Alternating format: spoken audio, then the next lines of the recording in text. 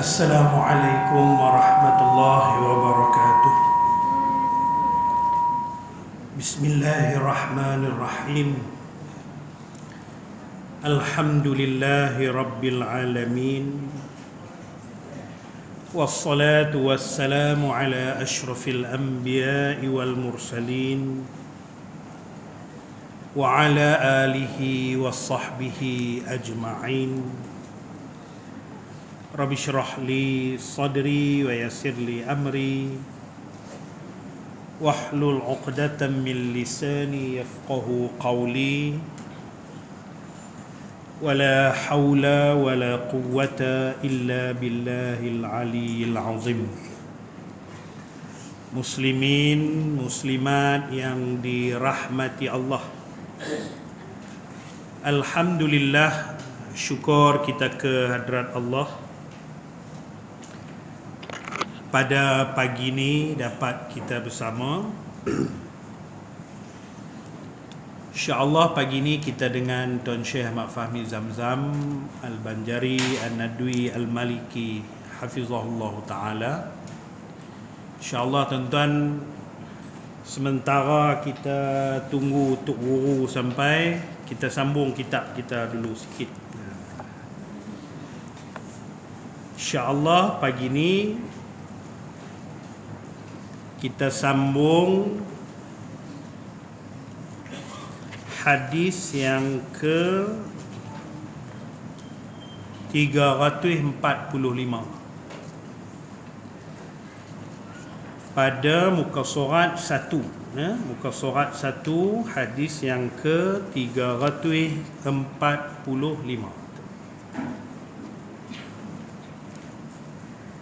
Inna min asyratis sa'ati an yurfa'al ilmu wa yazharal jahlu wa yafshuwaz zina wa yushrabal khamru wa yazhabal rijal wa tabqan nisa hatta yakuna li khamsina imra'atin qayyimun wahidun. Bahawa setengah daripada alamat hari kiamat itu terangkat ilmu, yakni dimatikan alim ulama dan zahir oleh kejahilan di seluruh alam, dan berhamburan atau banyak orang-orang berzina dan banyak peminum arak, berkurangan lelaki, semakin banyak perempuan, hingganya kurang lelaki banyak perempuan ni, bagi 50 orang perempuan seorang lelaki buat penjaga mereka. Jadi hadis ni buat mai kat kita alamat hari kiamat, tanda hari kiamat. Antaranya apa? Yang pertama Nabi sebut terangkat ilmu. Ilmu ni semakin hakis, makin kurang. Dulu jenuh lah kurang dah. Pasal apa jadi macam tu? Pasal dimatikan ulama, orang-orang yang pakar, orang-orang yang ahli dalam bidang ilmu agama ni semakin hari semakin berkurangan. Yang mati tak ada ganti. Kalau peribahasa dulu patah tumbuh hilang berganti, tapi main dengan ulama ni, dia patah tak tumbuh dah, hilang pun tak ada ganti dah. Semakin hari semakin kurang, semakin kurang. Kalau yang ada pun semakin hari semakin kurang ilmu dia. Itu pula. Ada tu ada, bukan tak ada. Tapi dah semakin hari semakin kurang. Dan lagi apa? Dan zahir oleh kejahilan di seluruh alam. Di seluruh ceruk rantau bumi ini orang jahil kuih banyak. Orang jahil pun kuih banyak, amalan-amalan kejahilan pun makin banyak. Semakin hari semakin banyak. Semakin hari semakin banyak. Jenis-jenis aktiviti jahil yang dulu-dulu tak pernah ada, lah ni dah mula timbul ada. Maknanya aktiviti-aktiviti jahil semakin hari semakin banyak. Ha?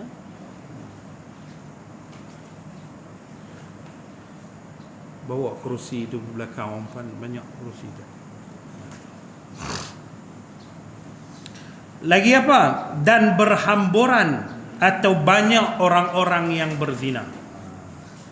Pasal apa banyak berlaku perzinaan? Pasal ruang-ruang yang menyebabkan berlakunya perzinaan itu semakin hari semakin bertambah. Dulu ni payah, lah senang. Senang macam mana? Media-media sosial banyak. Dulu budak perempuan nak jumpa budak lelaki payahlah. Nak keluar pekan mak akan bagi. Dulu ni dekat-dekat senja tu nak cari orang perempuan duk kat luar cukup payah. Lah tengah maghrib tengok menyongit. Menyongit. Kadang-kadang kita duk pergi kuliah tu. Kat maghrib nak dah 7 suku 7.30 dah dekat maghrib dah, kadang azan dah kita lambat sampai. Budak-budak perempuan naik motor 2 orang menyongit, menyerit. Dekat menyongit apa? Menyerit. Perempuan. Kalau dulu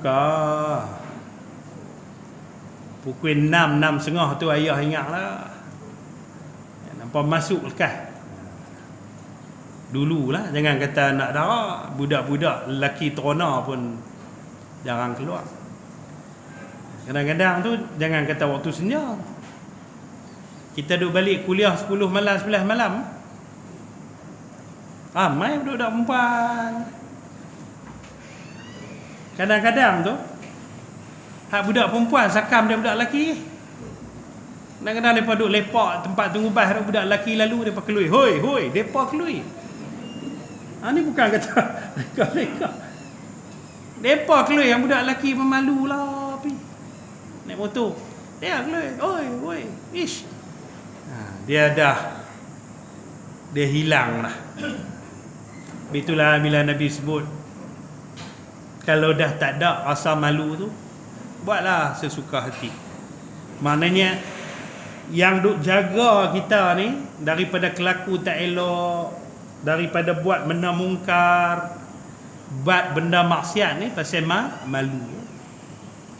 Kalau dia tak ada malu, Nabi sebut dah hadis. Kalau tak ada malu habis lah. Itu malu ni mahkota bagi orang perempuan. Dulu ni terjaganya perzinaan ni pasal orang perempuan malu sungguh. Keluar rumah ni kelubung kain batik tu nampak biji mata ya. Biji mata tu pula tunduk. Lah kadang-kadang nampak biji mata agak, tapi mata tu liak. Dia hilang dah perasaan tu, maka berlakulah benda-benda yang tak elok dan tak comel, dia kata. Itu tanda dia kata. Dan banyak peminum arak. Orang-orang minum arak makin hari makin banyak. Dan arak ni dah tak dikenali dengan arak lah, dipanggil nama macam-macam lah. Dia kata ni bukan arak, dia kata bir. Ialah benda yang memabukkan lah cerita dia. Dan berkurangannya lelaki. Orang lelaki semakin kurang, orang perempuan makin banyak. Contohnya ngaji kita lah. Ngaji kita ni orang lelaki 4 baris, 4 saf. Orang perempuan berapa saf Maman? 2, 4, 6, 8, 9 saf. Kan? Tempat mengaji macam itulah. Kalau mak universiti pun budak perempuan ramai. Maktab perguruan pun budak perempuan ramai. Pejabat pun orang perempuan ramai. Kemarin anak kuliah di satu pejabat di tingkat 7 tu, tengah bekal ustaz.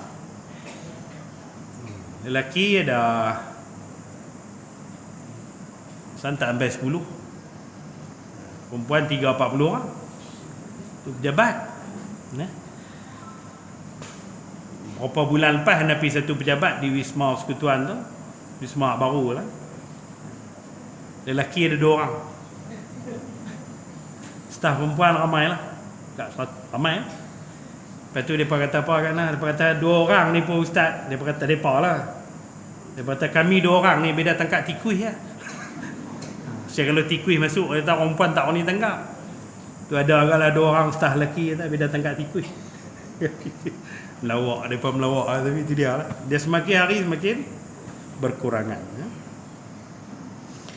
Hingga korang tu terang mana? Akan sampai satu masa hingga bagi 50 orang perempuan, seorang lelaki. 50 perempuan, seorang lelaki. Kalau kita di Malaysia ni tak sampai lagi lah. Tapi kalau dia sampai nisbah 50 perempuan, satu lelaki tu, maknanya semakin dekat sangatlah. Semakin dekat. Tapi kita ni macam itulah, semakin hari semakin dah ada kekurangan dia. Kita tengok satu lagi tuan.